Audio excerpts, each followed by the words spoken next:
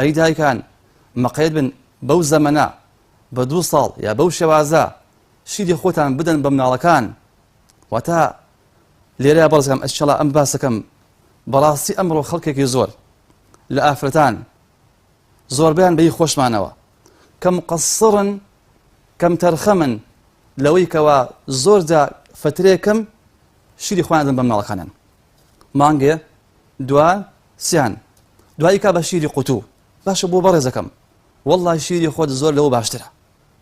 شیری خۆت لەوە زۆر لەوە چۆن بڵێ گرنگترە و زۆر بەبەرەکەتترە بۆ ئەو مناڵە. بۆیە بەڕێزەکانم کام شیری قوتوو بێنی کامی گرانبەهایە بێنی لێی نووسراوە حەلیب الأم غذاء ودواء. واتە شیری دایک هەم چۆن بڵێ خواردنە قوتی تایە هێزی تایە بۆ مناڵە و هەروەها لە هەمان کاتە بە ئیزنی خوا عیلاجیشی تایە بۆ سینگ و ناوزگی ئەو مناڵە. واتە پێویستە ئینسان ئاگادار ئەوە بێ.